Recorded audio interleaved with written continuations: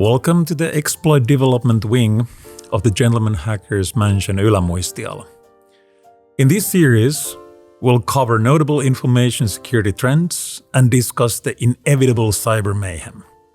Tonight's guides to the underworld of the internet are grandmasters of the hacker scene, Mikko Hyppönen. Good evening. And Tomi Tuominen. Good evening and welcome. Now, to all of our listeners and watchers, we've been doing this podcast in Finnish for a number of years, but tonight we're doing a special episode in English with a very special guest. So welcome legendary hacker Thomas Dullien, aka Halvar Flake. Thank you, and good evening. Now, would you mind telling a little bit about your background and where you're actually coming from and what you've done? So I started doing computer stuff in my teens, and I had an older brother that was much better at all of these things than me. But eventually I slipped into doing copy protection work, and from copy protection work I started doing security work. And when you say copy protection work, is that creating or cracking? It is removal of copy protection work. Okay. When I was about 8, I asked my brother, how do you remove a copy protection? And he was 14, 15 at the time, and he said, it's very easy, you just invert a jump. I had no idea what a jump was. I did learn then that you need to learn assembly for this. And then I didn't do any of that until I was about 16, and I bought myself a book called Masterclass Assembly Language. It was a very good book written by a bunch of Russian authors that taught you how to set up a DPMI extender, move into protected mode, and so forth. And I used the knowledge from that book to then start removing copy protections. Eventually working part-time for a copy protection company in high school. And then right after high school, going to Asia to work in a pen testing company writing exploits. Then I returned to Europe and did my mandatory military replacement service and started speaking at Black Hat conferences about reverse engineering, because I had at some point made the decision that if people are auditing source code, I may as well audit binaries. And there were not too many people at the time that were doing that, so I started doing all of that. I actually remember that was 2001, the first time when we met at Black Hat Amsterdam. It was the first year it was in Europe, if I'm not mistaken. Yeah, and it was to some extent a mistake and an accident, because I had agreed with a friend of mine that we would both submit to the same conference, so somebody else would pay for our travel to meet. And then he didn't, and my paper got accepted, or my presentation got accepted. So I had to go there, and he didn't show up. Yeah, and then I did speaking and teaching and training of reverse engineering and vulndev for a couple of years. Started a company largely by accident, and then ran that company that did reverse engineering tooling for 7 years. That's Zynamics. Zynamics, correct. Yeah. Initially, we were called Saber Security. And then we got into a trademark threat from Saber Travel Networks, which happened to have a trademark on providing services over a global network for the name Saber. And I decided I do not want to argue with the company whose legal department is several orders of magnitude bigger than my company. So we renamed to Zynamics. We continued doing specialized reverse engineering tools, which is the worst possible market you can get into.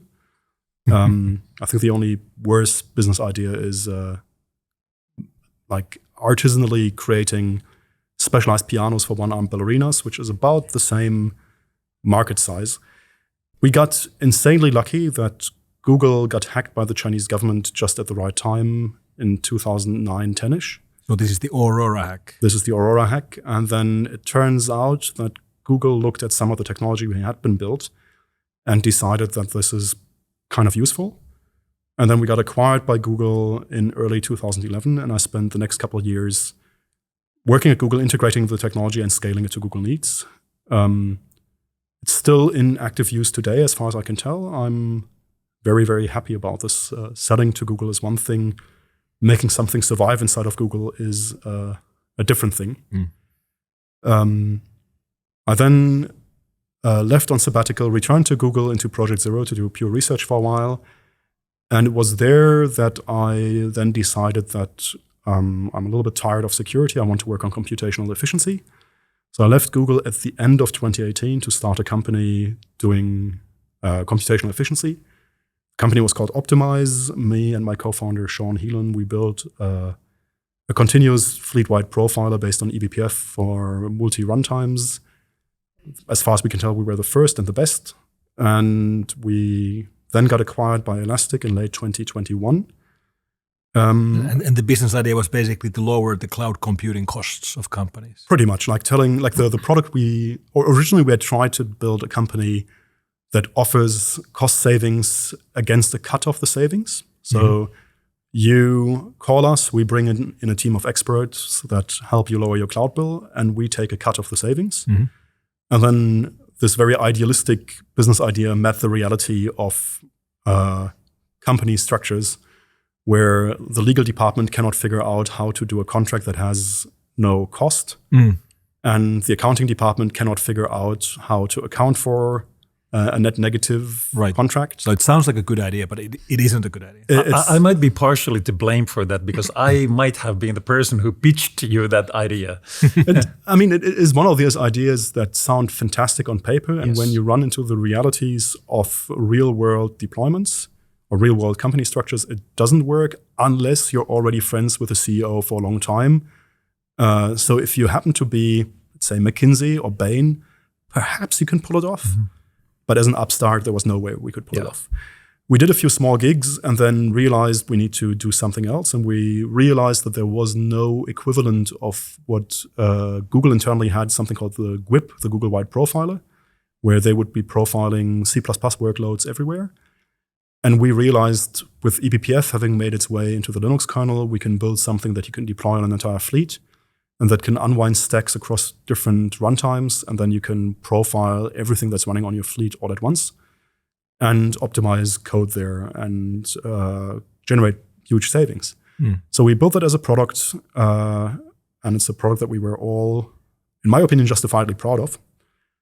And yeah, we got acquired by Elastic, and then Elastic ended up donating the actual profiling code to OpenTelemetry. So it's now becoming the standard for fleet-wide profiling.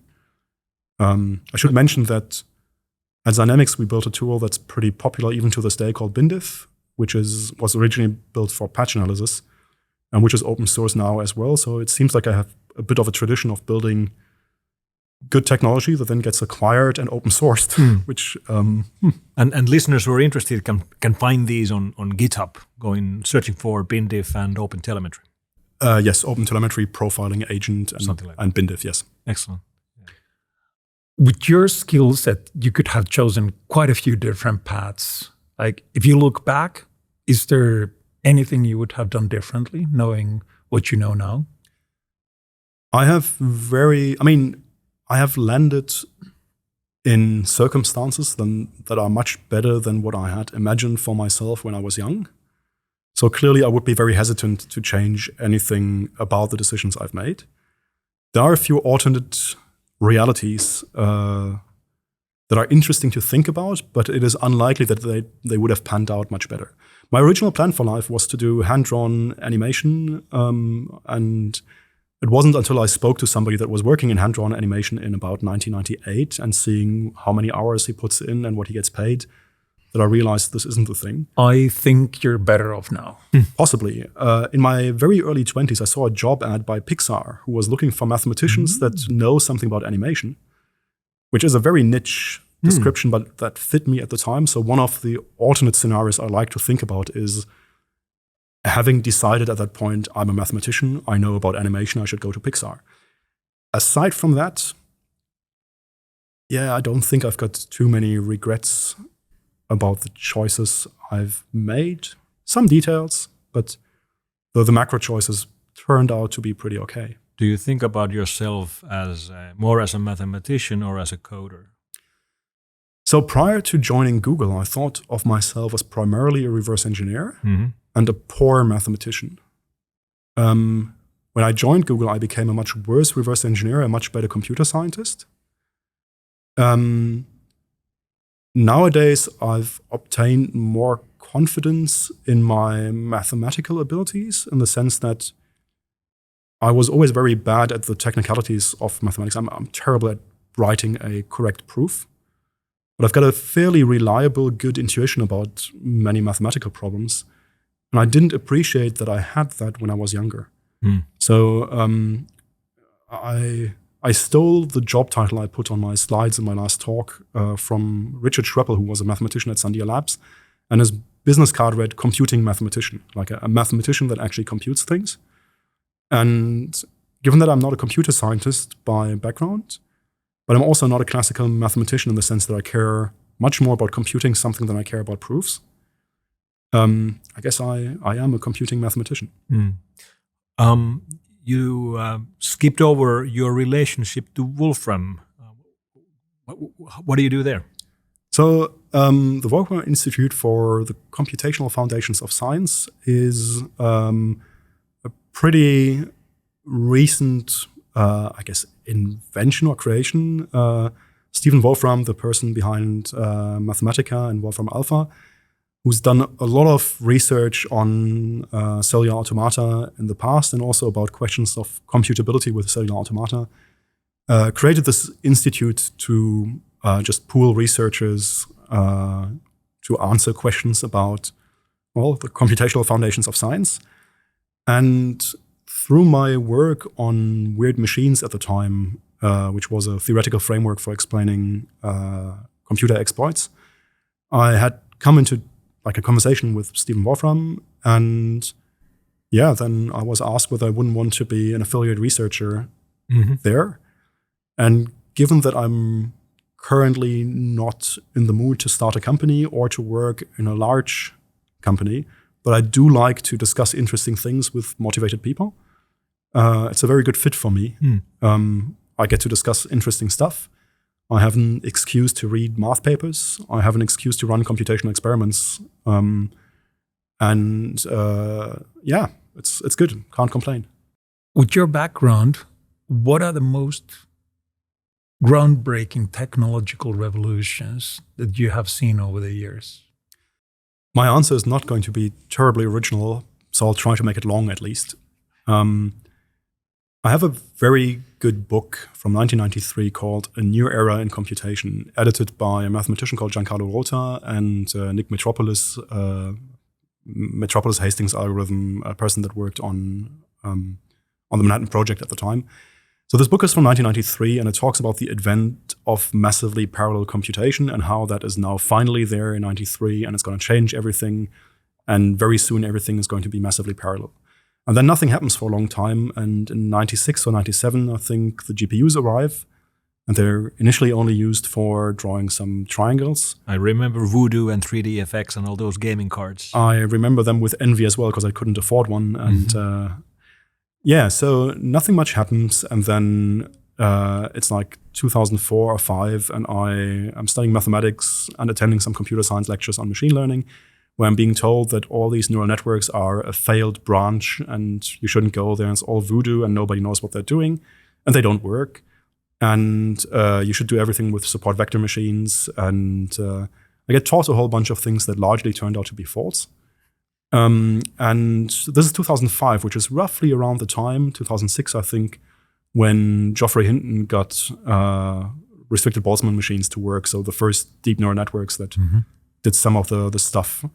And then fast forward to 2011, Google has a system called DistBelief, distributed deep belief networks or something like this, where they try to train neural networks on a number of CPUs. And Google has lots of CPUs, so they have data centers to do it and so forth. And then it's like 1 or 2 years later that some grad students at Stanford realize we can more or less replicate the training that Google does on thousands of CPUs on a handful of GPUs. And then we first learned to recognize cats and pictures, which was very difficult to do beforehand.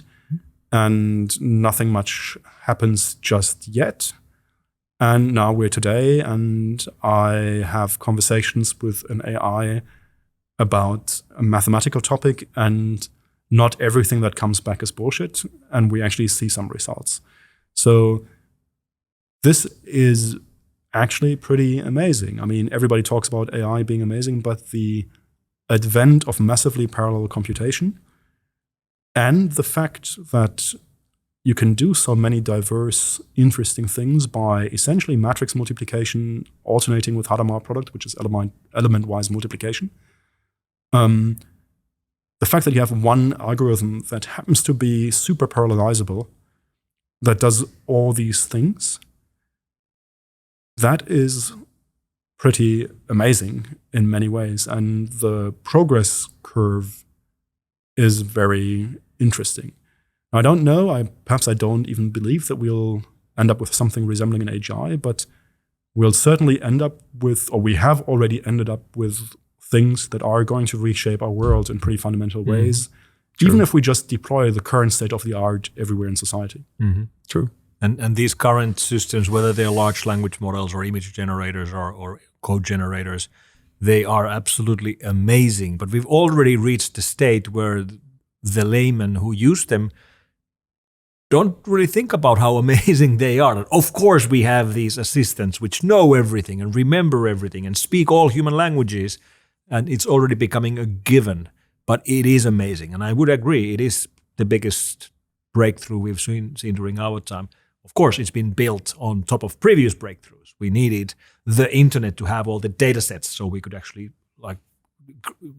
have all the teaching done to these models and all the computational steps that needed to be taken before this. But it is quite amazing to be alive right now, and I do really feel that we've created the Hitchhiker's Guide to Galaxy and we all carry it in our pockets and we don't even think about it. Yeah. I mean, watch an old science fiction movie, watch Star Wars if you want, and the idea that you have different devices to do different things, or the fact that you can get lost in the Death Star without anybody knowing where you are, wall-mounted communication terminals, that's all pretty quaint. Right. Yep. Very true. Now, what about then computer security itself? Over the last, let's say, 20 years, what do you think have been the biggest changes in the landscape, both from the offensive point of view, but also from defensive point of view? I mean, the fascinating thing about the offensive side is that the tooling has not evolved nearly as much as you would expect it for a 25-year period. The tools of the trade for most offensive people is still a good text editor and their brains and potentially a couple 10,000 cores for fuzzing, but the sophistication of code auditing has not been tooled a lot yet. If you look at, for example, the development of early airplanes changed a huge amount in the first 25 years. Exploits have changed a lot in the sense that they've gotten very intricate, very multi-part, very connected, and the exploit practitioners have gotten very, very specialized. But on the tooling side, relatively little has really advanced if you consider the size of the problem and the number of man-hours spent on it and so forth. It's going to be very, very interesting to see how LLMs are going to make an impact there. A couple of years, like in the 2000s when I gave code auditing training classes, one of the things I taught people is that you need to look at a piece of code from two perspectives. One, from the perspective, what was the programmer trying to do? And then what did they actually do? And automating the problem of tell me what the programmer was trying to do was nearly impossible. But that's where many, many security problems come in when there's a discrepancy between what they wanted to do and what they're actually doing. So it's really fascinating to see that we have technology now that can take a piece of code and tell me about the programmer intent, which was a problem that I didn't think is tractable not very long ago. So on the offensive side, I think the fascinating part is that very little has changed in terms of tooling. Like, it's not that nothing has changed, it's just that fewer things have changed in tooling than I would have anticipated. But that may not be the case if we redo this interview in 5-6 years. I think there is potential that everything will change there, or a lot will change there. On the defensive side, I think possibly the most impactful two things are the emergence of Rust, because memory safety that is garbage collection based was just a no-go for many applications in the past. And Rust showed that you can have memory safety from the type system at compile time in a reasonable programming language that can be used in industrial cases for real software. So the arrival of Rust is certainly having an impact on the availability of certain libraries or services in memory safe form. For very simple service, let's say an SMTP server, we largely know how to write it in a memory safe manner today. And then the other thing that has had a big impact is not really a scientific breakthrough, but the abolition of bearer tokens for individual user authentication. So moving from passwords to some form of two-factor authentication, potentially passkeys with biometrics or whatever. That has a lot of structural impact on the way computer security on the defensive side is conducted. And it seems like such a little thing because there's no bigger leap in ingenuity. It's really just engineering, like a lot of grimy engineering work over many, many years. But it's pretty impactful. I actually personally think that passkeys they already have had, but they will have a huge impact because we finally have a strong identity that you can pretty much trust, which is not something that you can say about the alternatives. Yeah, I mean, humanity has a bit of a tradition of solving problems the moment the problem becomes a little bit irrelevant. My worry, not worry, but what I see with passkeys is that it indeed manages to tie your identity to your authentication. Just at the moment where AI agents and the problems of delegating part of your access power to a machine that is not tied to you being there becomes important. So it's interesting. We're solving passkeys now at precisely the moment where we need to start delegating some of our authority to an agent. That's true. Well done, humanity. Solve the problem the moment it's no longer as important. Well, it remains important, but it's... I do want to talk a little bit more about exploits. And for those listeners who are not daily dealing with these kind of things, so humans do programming mistakes, and sometimes those mistakes might have security implications. Exploit is technically a piece of software that abuses those type of mistakes. And successful exploitation of a system typically means that an attacker gets either full or limited control of the target. And if you happen to combine few of these exploits, it becomes an exploit chain. And if the vulnerability has been previously unknown, it's called a 0-day. So I'm super curious to hear your take on exploit markets. Like, could you talk about the evolution, how we landed where we are at the moment? I can talk a little bit about it, although I do not know whether I do know that I'm not the most qualified person to talk about this. So what happened is people wrote exploits, and these were mostly teenagers doing what they do. And even at the time, some SIGINT agencies had full-time employees that would take the exploits some teenager wrote and make them more reliable and adapt them to other targets that these signals intelligence companies, organizations needed to hit.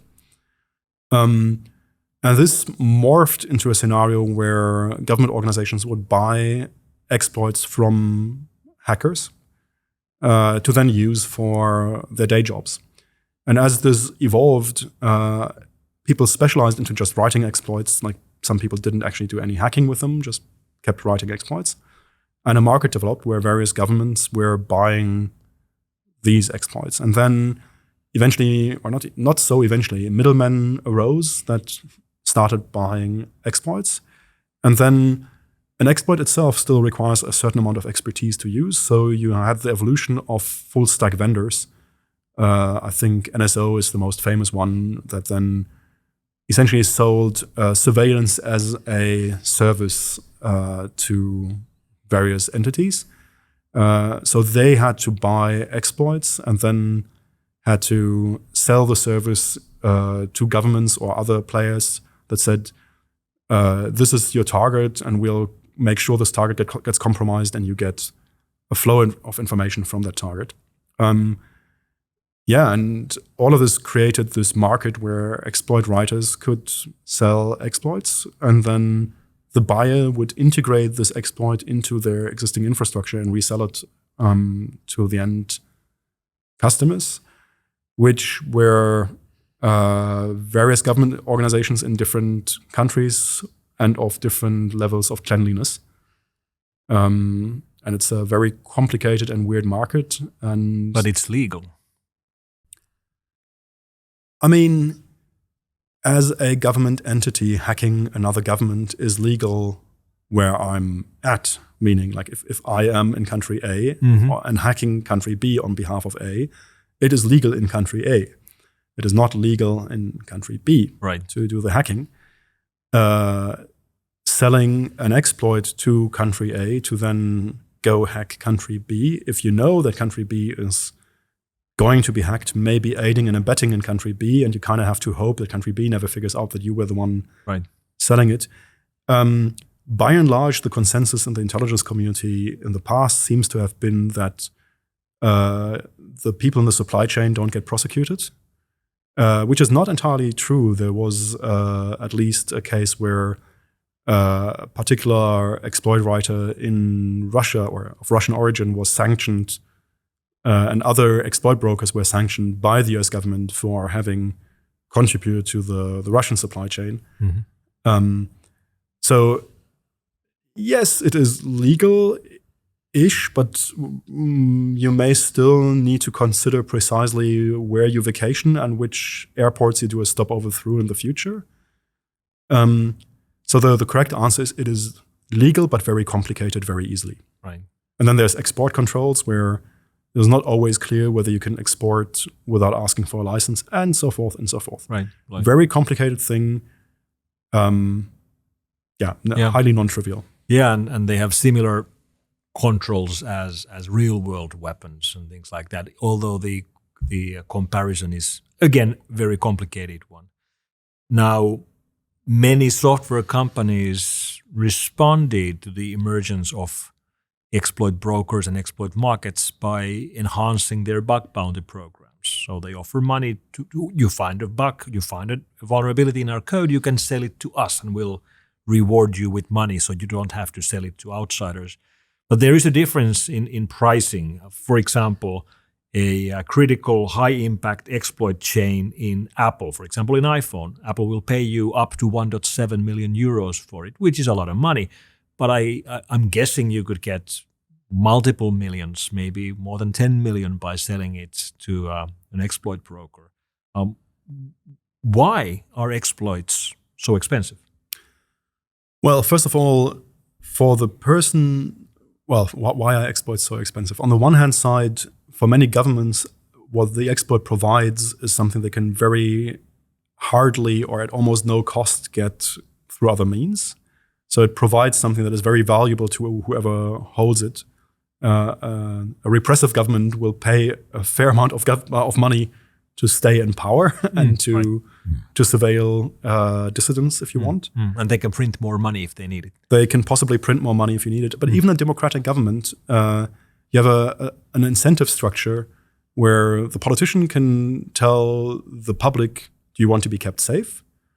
And then the public says yes. And then the politician taxes the public and gives the money to the surveillance provider that can then produce the surveillance product. And there's almost no price elasticity. Like the price you need to reach before the government says this is too expensive for us for what it provides is pretty high. So there is a natural level of price inflation, so to speak. There's just a lot of pricing power if you can provide that service that very few other people can provide. And on the side of the vendor, clearly the vendor will not be competing with governments in terms of what they're willing to pay. That said, what I've observed is the less desirable a certain government is as a customer, the more money they will pay. Like if it's a government that is clearly a government that nobody else would want to do business with, they tend to bid more money. But then, I mean, you as the person selling the exploit, you have to live with all the consequences of doing that, which may involve you having a direct hand and people getting tortured and killed, or you having trouble vacationing in the future because you may get sanctioned or whatever. So there are a lot of ethical and practical reasons why it may be preferable to just give it to the vendor. And I'm actually very happy that vendors start paying something at all, because in the early days when I was dealing with vulnerabilities,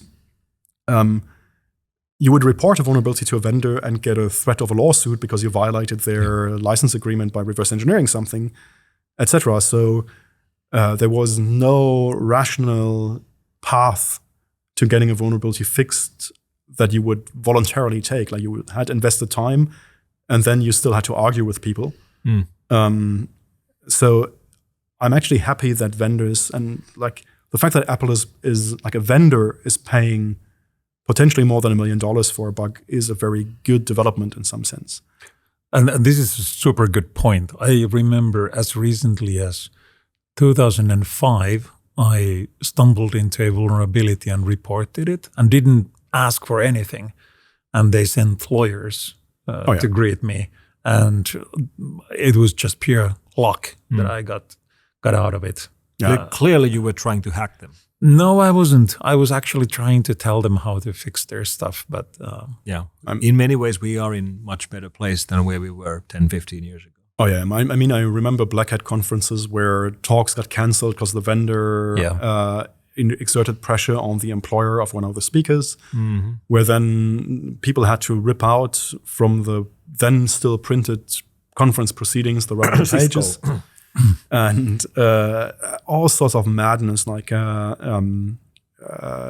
were certain vendors where it wasn't uncommon to be reminded that you shouldn't mess with them because they had links to some security service. It was all just an entirely insane environment. And I, like, for example, when we started doing bin diff and patch diffing, I know that Microsoft was pretty unhappy about it at the time, and as far as I know, there was a discussion at Microsoft at the time whether it's worth suing us into the ground or not. And I mean, luckily they didn't. Good for everybody, I think, that they didn't. So on that side, there has been real progress. Yeah. That being said, Google just recently released their annual report about 0 days, and roughly 25% of the 0 days seen on the wild are now currently produced by these commercial surveillance vendors like NSO and the such. So this is a huge business at the moment. Yeah, it is a big business, that's for sure. I like, it's very hard to come by exact numbers, but you can see the prices that the private equity folks paid for NSO when it was sold for the first time, and that was a couple of years ago. So demand will only have gone up. Yeah. I mean, governments have government budgets. These are fairly large budgets, and if there's a service that can be provided by nobody else, they will buy it. So I'm not surprised that there is, that there are large chunks of money changing hands. That said, in comparison to something like Google AdWords, vulnerability development is a tiny industry in comparison to pretty much all other industries. It's still, it's insanely much bigger than it used to be, but it's still a cottage industry employing perhaps a few thousand people globally. And that's small. And it's artisanal. It is still very artisanal, and it's also extremely, extremely dependent on individual performance. Like there are individuals that consistently produce good bugs and good exploits, and it is really strange in the way that you can't just throw headcount at the problem and get results. It's very based on individual ingenuity, and the individuals that can produce consistently are rare. And the demand is inelastic. Like, there's a fixed amount of demand, and as the vendors are making it harder and harder to produce a chain and maintain a chain, all this inelastic demand focuses on a smaller number of people that can provide the ingenuity to reliably produce. So it creates a very strange, bit of a superstar, like almost like soccer team dynamic. Right. Which could be potentially disrupted by AI-enabled exploit discovery or vulnerability discovery? Do you think that's going to change this business or industry? So I do think that AI has the potential of amplifying the performance of individuals. I think high-performing individuals may be able to leverage AI to be even more high-performing. I am not yet convinced that AI will make the less high-performing people high-performing. Like if history is any guide, which it sometimes is and sometimes isn't, technology tends to make high performers, like it benefits those that are already at the top more in pretty much all parts of society. So I suspect that AI will make the high performance even more high performers. I'm not sure whether it'll close or narrow the gap between the B and C players and the A players. And I think this is also why, okay, this is going to sound very dark, but I've repeatedly heard discussions about, hey, if this is so individual driven, is like a kinetic strike against the researchers not a very viable way of delaying the development of certain capabilities on the adversary side? And that's a very dark but a very valid question. I hate the way you think, or whoever invented that. That was not me. Yes. That was not me. Yes. Unfortunately, that would be effective, yes. I still want to talk a little bit about this. So quite recently, there have been a few blog posts about using AI to find vulnerabilities and for exploit generation as well. Actually, a good friend of yours, Sean Heelan, just recently found a Linux kernel bug using AI. And then another guy found basically a logical bug from an SSH implementation. Aren't those signs that it's going to have at least some sort of an impact to the chain of developing or researching vulnerabilities and developing exploits? Yeah, I mean, Sean is a competent vulnerability person to begin with. And he's been deeply into attempts at automating both bug finding and exploitation for many years. And he's been an early adopter of using LLMs for reasoning about technical things. And I mean, for the longest time, none of the LLMs produced anything useful. And Sean's blog post says that, well, at least in one case, I think his experiment did 100 samples of the code, and in 8 of 100 cases, the LLM in question produced, like, identified the bug correctly. So, and the blog post more or less says that, well, this crosses the threshold of being completely useless. So if you're a human that is capable of judging, at least this is a signal-to-noise ratio where you can obtain some benefit from the LLM. And I think that's a very interesting moment where, well, we're past this is entirely useless. We're also nowhere close to this is reliably useful, right? But we're past the point of this is certainly useless. And I'm not so surprised, because reading code and reasoning, not reasoning in detail perhaps about the code, but giving it a rough sniff test is something that these AIs can do to some extent. I think we'll see more of it, and it'll become quite interesting. On the exploitation side, there was a blog post about exploiting a particular logic bug in an Erlang codebase, in an SSH daemon there. I think this is a little bit further away from classical exploit writing, because the bug in question was a logic bug that relied on you just sending messages in the protocol out of order. So the use of the LLM was largely a software development use case. And we know that LLMs can assist in software development, implementing an animal protocol, whatever. So I think that case is really interesting, but it is not necessarily evidence that writing a memory corruption exploit has gotten assisted by an LLM. Rather, the software development aspect of writing an exploit for a logic bug, which is a software development task, was assisted by a system that can assist in software development. So, but either way, I think we're going to see lots of interesting developments there. For vulndev, it may also be a problem that there's not enough good training data for real-world bugs. A keynote that Perry gave at OffensiveCon about the use of LLMs alluded to this, that the LLMs are good at CTF-style problems where there's many write-ups that they can have. More training data. Right. And there's good, like an interesting paper where they managed to induce mathematical reasoning in an LLM from about 1,000 reasoning traces that were sufficiently diverse. I think for many problems you can get humans to produce 1,000 detailed reasoning traces. For vulndev, I don't think we have 1,000 detailed reasoning traces available at this moment to fine-tune a model with. So I'm very curious to see to what extent somebody will produce enough interesting training data to make an LLM do actual progress on these things. For what it's worth, LLMs are very good approximate search engines. Right? When I do mathematical research and I have an idea, I can tell the idea to a modern state-of-the-art LLM and ask where else in the literature has this been done. And it's usually good at finding places where something similar has been done. And another thing where I find this useful is very often when you start auditing a source code base, you're a little bit lost at sea initially because you've got all this code that you need to read and there's a long ramp up to become productive.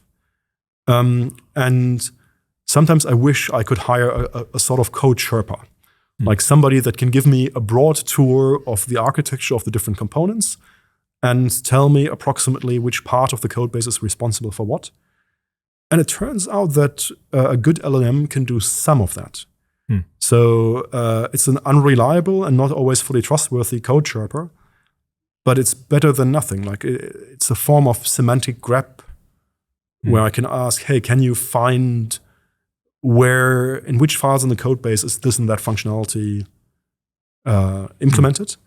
And that's already quite helpful. There's lots of performance differences depending on the code base. For example, I recently asked an LLM a bunch of questions about the internals of the Hotspot Java JIT and about V8.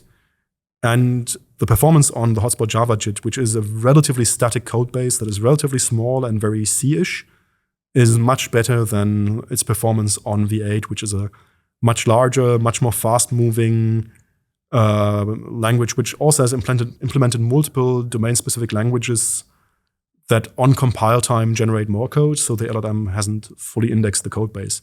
So it's quite interesting to see that the LLMs perform better on some code bases which are more standardized and have less runtime, compile time code generation. It's good stuff. I mean, they do keep hallucinating hilarious insanities as well. Right. But by and large... But the drunken Sherpa is better than no Sherpa. Yes. A drunken and unreliable Sherpa is still better than no Sherpa, provided he's right enough times that I don't lose too much time on the places where he's wrong. I have two anecdotes on this topic, which I find interesting.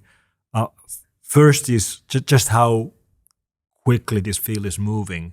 If we would have had this discussion a year ago, there would have been no vulnerabilities discovered by LLMs at all. This has all happened over the last year, and there's now roughly 20 that we know of.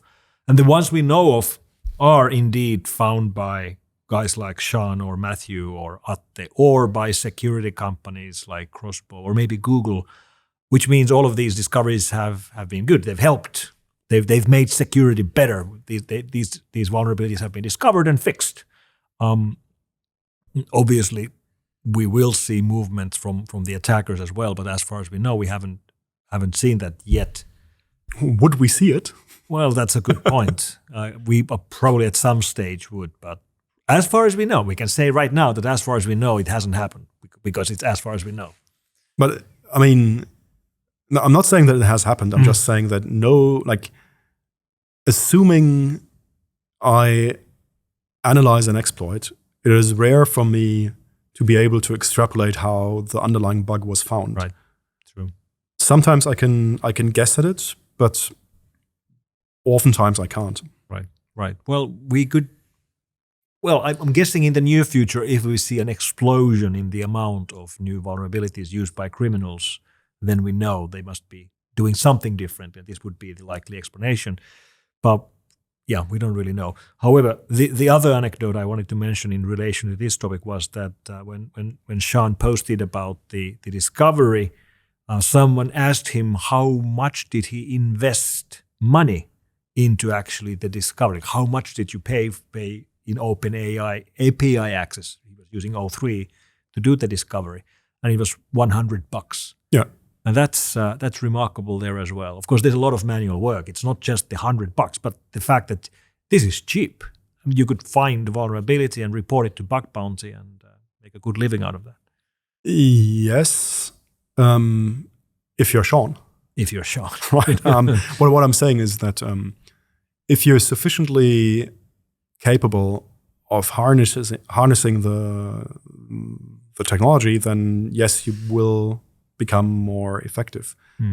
I don't think that without having an expert at the wheel, the cost of discovering a new bug using an LLM is anywhere close to $100. Right. Like my intuition would be that if you don't have a capable person at the wheel setting things up, you may be looking at much bigger numbers. Maybe the good comparison here would be that the paints Picasso used for a painting cost $100. Well, yeah, or the material involved. That said, it's very easy to spend $100 on fuzzing infrastructure as well. Mm-hmm. So these things are costs. Like these things can be cost effective in the right hands. They can also be still quite expensive if you just blindly throw queries at them and generate tokens. Speaking about efficiency, you largely did stop doing security stuff between 2019 and 2021. Would you like to talk about that? Yeah, certainly. I mean, I got pretty tired of security in, I think, around 2017, 2018-ish. And I saw how everything was moving to the cloud and everybody was spending a lot of money computing. And I was fishing around for something that aligns my technological and my ideological and my economical interest, meaning something I find interesting, something that doesn't give me an ethical headache every time I need to make a decision, and something that pays me. And security was technologically interesting, but at the same time, every time you have to deal with all the moralities of bug finding, et cetera, it's just a headache. And also, security is fundamentally a bit of a zero-sum game, like you're protecting something from somebody, and you're working for somebody against somebody. And I kind of got tired and ran out of people I wanted to work for against somebody. So yeah, I realized that if I can help people compute more efficiently, they save money, I earn money. It's technically really interesting, and ideologically, I help humanity to produce the same amount of societal wealth on fewer resources. So I try to do something for the environment, so to speak. And the alignment was just there, and it was much easier for me to motivate myself to work on that than it was on some of the security topics. Then Sean and me tried to unsuccessfully do the cut-off savings consulting, and we learned a lot of things about company structures, other people's company structures. And then we went into profiling. And what I find really interesting is that if you look at the AI wave now, a lot of that is about efficiency. Like if you manage to compute more efficiently, that translates into qualitative jumps. So there's, and to some extent, I learned that lesson very early on with BinDiff, where BinDiff was implemented in C++ and could compare pretty large programs in reasonable time. And as you make something more efficient, there are qualitative jumps. So the quantitative improvement leads to real jumps where if something takes 2 seconds to do, you do it a lot more often than if something takes 2 hours of computing time. So there's real large-scale benefits from higher performance. Yeah, and to this day, I really quite like performance engineering. It's almost like you get all the good bits from vulnerability research, meaning you get to read a lot of code, you get to look at fascinating technologies, and then when you have a good idea, you get to get a thank you from the people that actually have better software thereafter. And you have interesting low-level systems questions like, how do I figure out if my software is not capable of using the parallelism that my SSD provides to me, et cetera, et cetera. It's all like performance work has a lot of the things that I liked about security work without some of the headaches. On the flip side, what's a little bit sad is the wrong term, but with everything converging to AI being the dominant consumer of energy and compute in the data center, and all of AI being matrix multiplication with Hadamard products, you focus so much on the efficiency work on essentially two problems that some of the creativity in the efficiency work, like it's not quite as broad sweeping. Like you can still make a lot of improvements on your database, whatever.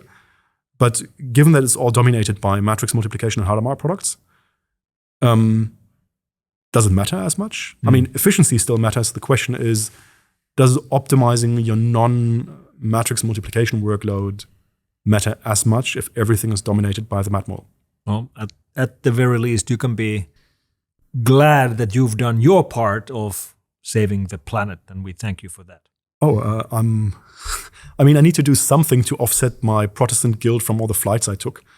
So on the flip side, I am very, very, very happy that Elastic donated the profiling infrastructure that we built at Optimize to OpenTelemetry.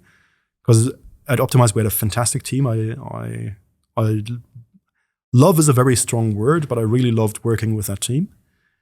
And seeing that the work we did there is now becoming widely deployed and used to save compute and energy is something that makes me very like it's very satisfying to have worked on something that then makes the world a little bit better.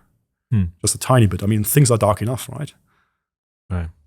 Now, well, nowadays you think again more about security. And the thing about computing security that I realized surprisingly slowly throughout my career was that computer security people no longer secure computers. Because that's what I used to believe myself. I'm a computer security guy, so my job is to secure computers, because that's what it was in the beginning of my career. Today, all societies run on top of computers and computer networks, which really means that those who work with computer security don't just secure computers, they secure the society. And that's a pretty big responsibility. How can we better handle that kind of responsibility? I don't know. Run away, hide.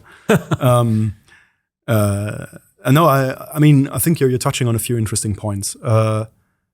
It is true, when we started, it was the computer underneath your desk or the server in a data center somewhere that was getting secured, or that you try to defend or try to hack. And nowadays, there's chips everywhere, everything is networked, everybody has a mobile phone in their pocket. The mobile phone itself is more of a collection of computers than it is a computer. It's like a data center. It's like a small data center. If you look at the exploit chains that bounce via the GPU into, or via the baseband into the app processor, you have hacking a device is like hacking a network.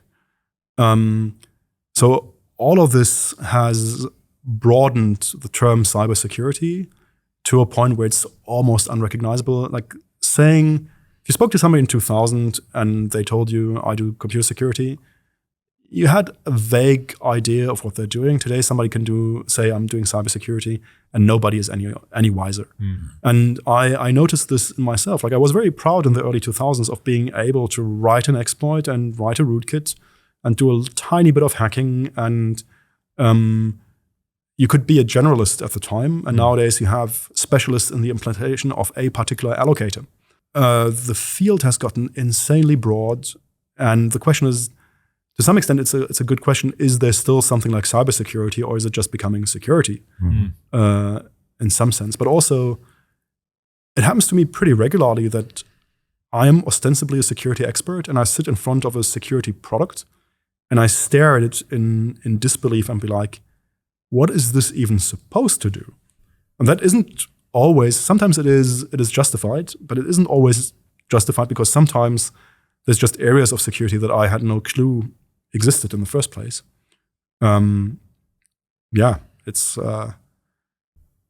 It's certainly been a lot of growth.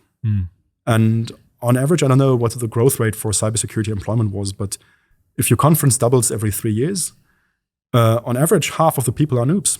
Yeah. True. You have worked for tech giants like Google.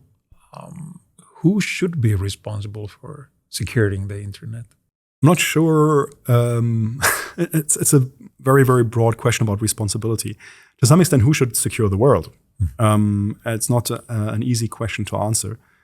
There's some vague historical analogs you can draw. I'm not sure whether they will provide much insight. They are entertaining at times. If you, like, I gave a talk many years ago in Dublin, at Source Dublin, about the parallels between the early days of Caribbean piracy and the early days of the internet. So in essence, you have Spain discovering the New World and then, just exporting huge amounts of gold and silver to the extent that they got hyperinflation and a collapse of the gold price in Spain. They ruined their own economy by this.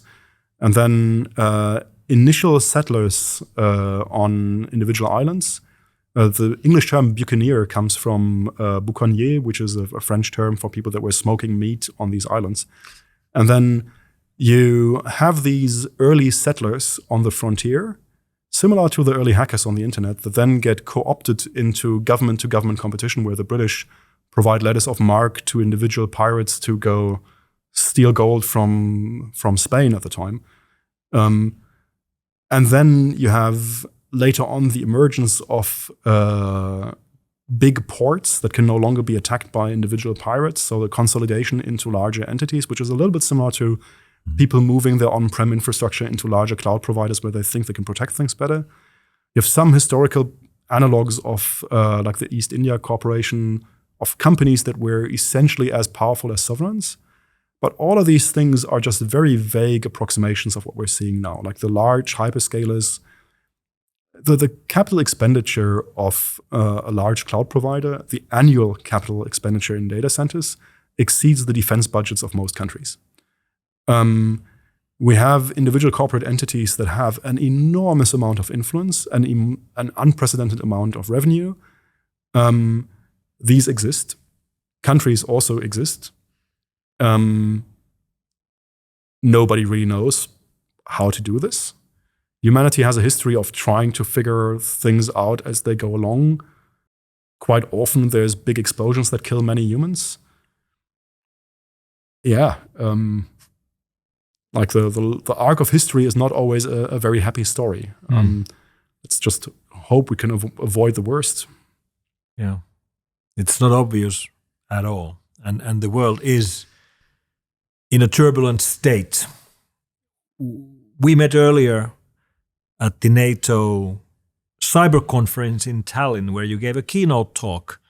And one of the themes in your talk was about how national security objectives are rarely aligned with economic efficiency.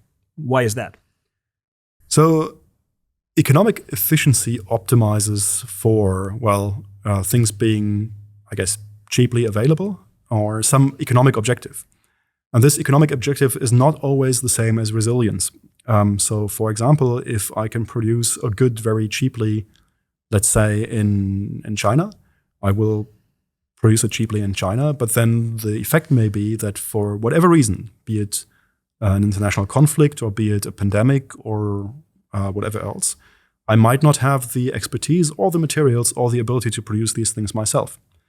A fascinating example for this is a number of European militaries in the aftermath of the 1990s went to reducing their stockpiles for munitions and moved to a just-in-time ordering method where they just assumed that when they need the artillery, there will be, like, munitions will be there. Clearly, if one person needs the munitions, somebody else also needs them. So the assumption that the market can provide the goods that you need at the volumes you need, and that there's no inelasticities, is not true in reality. Similarly, long and complicated supply chains are somewhat incompatible with, or not incompatible, but in conflict, in tension with sovereignty. I may be much more efficient moving all my governmental infrastructure to a cloud that is under the jurisdiction of somebody else, but then that somebody else might decide to shut down that cloud, and it may take me a while to get replacement infrastructure up and running. So market economies tend to optimize towards efficiency, which is not always the same as resilience, or is often not the same as resilience. And national security is very much about resilience, because what is security if it's not resilience in times of crisis?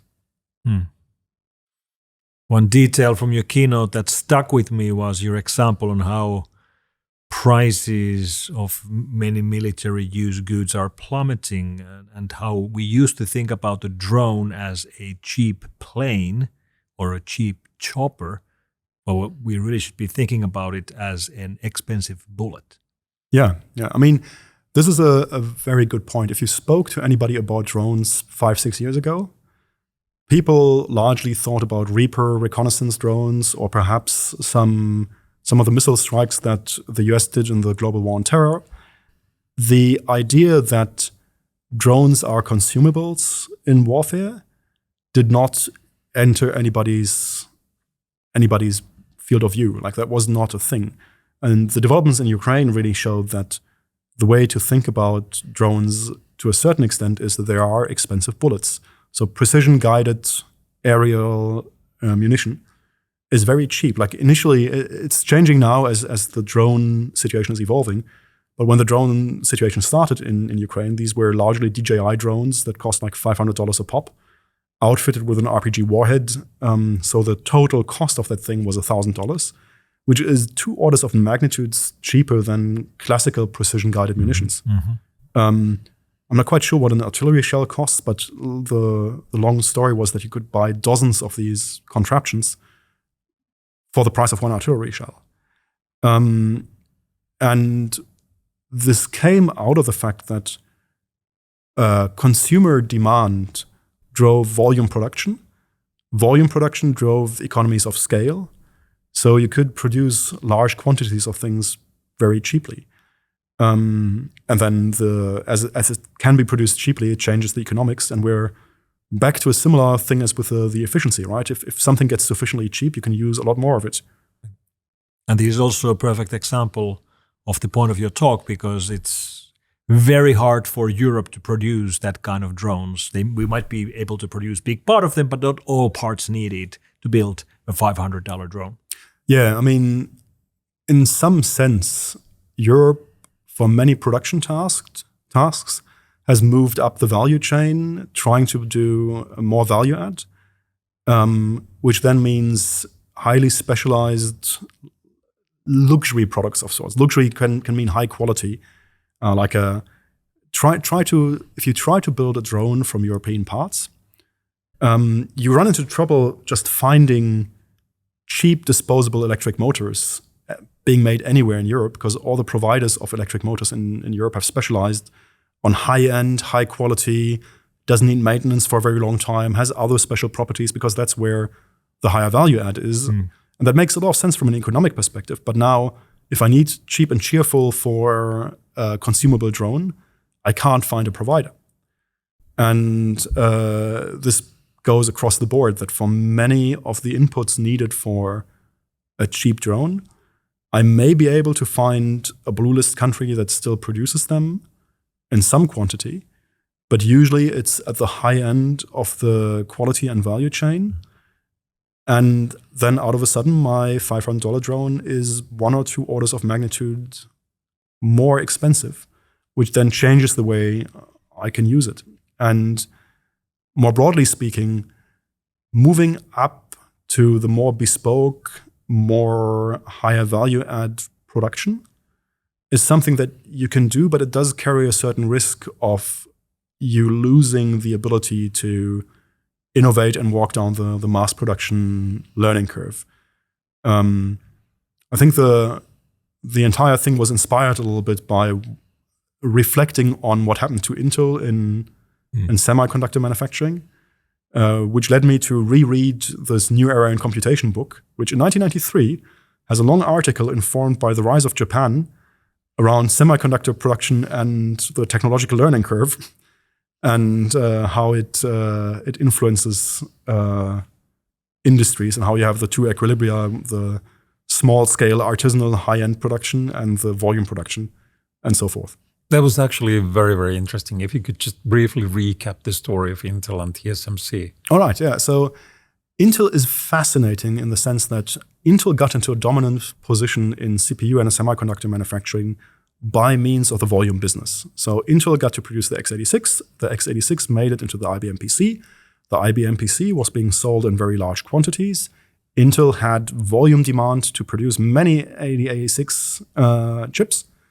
And challenges arose in the form of the RISC workstations in the mid-90s, early 90s, I guess. Mm-hmm. And these chip wars at the time were won by Intel, largely because even though x86 may have been an inferior processor architecture, Intel was far ahead in terms of the manufacturing process.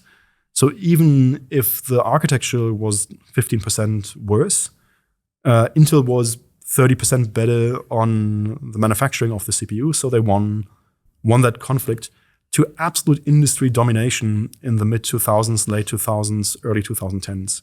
Like Intel in 2012, the server business was on top of the world. Like a Google or Amazon could not buy a competitive CPU from anywhere. Like there were no competitive server CPUs that would have allowed Google to serve Google at the latencies that they were used to. So Intel had pretty much the entire industry by the balls. Although they had already made the deadly mistake in 2006, I guess, they had forgotten the lesson that you need to keep the volume business and need to keep the volume business out of the hands of your competitors. So when Steve Jobs had called Intel at the time and had wanted to do Intel chips in the iPhone, Intel had said, well, the margins on this are pretty crap compared to the server business. Why would we waste our valuable wafer space that we can fill with high margin server chips? Why would we waste the space on low margin mobile phone chips? And then they didn't. And all the mobile phone chips went to go to ARM designs. Then ARM got to make better chips, and to TSMC manufacturing, and TSMC got to manufacture better chips.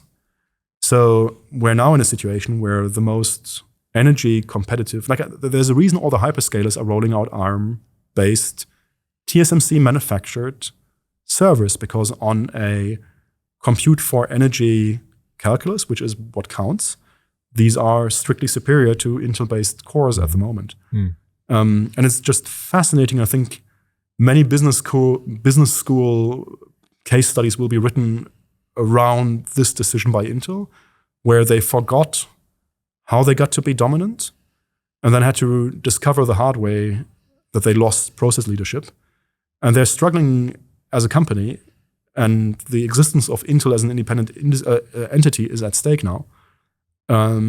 It's just fascinating to see this. And I think what I worry about sometimes is that the collective West has moved away from volume production and outsourced volume production away. But volume production is what leads you to walk down the learning curve to go to technical excellence. You cannot reach excellence without some volume. So one of my hobbies is surfing. And there's a rule of thumb that you don't buy a surfboard from a shaper until the shaper has shaped like 700 boards. So there's no substitute for actually producing the thing to get good at producing the thing. And as we've moved up market with all of our products and lost the ability to do volume production, there is a real risk that we become the provider of luxury versions of legacy goods, and that we lose the ability, particularly for new technologies, EV batteries and so forth, to walk down the learning curve to achieve excellence. And that's a very dangerous place to be, as in to learn the hard way, and I hope the collective West doesn't have to learn the hard way. I also do hope that there are some learnings about incentives here, because all those execs, they got their quarterly bonuses playing the short game instead of playing the long game. Yeah. And now that we got to discuss surfboards, I think it's time for us to give you a chance to ask a question from us, the Gentleman Hackers. So I think my only question is, I've heard that there was a music group called FSMCs at some point, and I've heard that you might know where the recordings of this group are. I've heard it's in Finnish. I think we have to deny all of this. What do you say? There might be a website available to verify these unsubstantial claims. And we will certainly not add the link to show notes. So that's all we're going to say on the topic. Thank you for the visit, Thomas Dullien, aka Halvar Flake. Thanks a lot for hosting me. The embers are starting to die down, and it's time to extinguish the candles. It's been our pleasure to host you all this evening. We would like to hear from you with comments, feedback, and most unreasonable requests.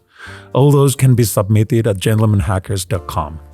Your hosts tonight were Mikko Hyppönen and Tomi Tuominen. The maintenance of our mansion is covered by WithSecure. Gentleman Hackers would like to wish you good luck and good night.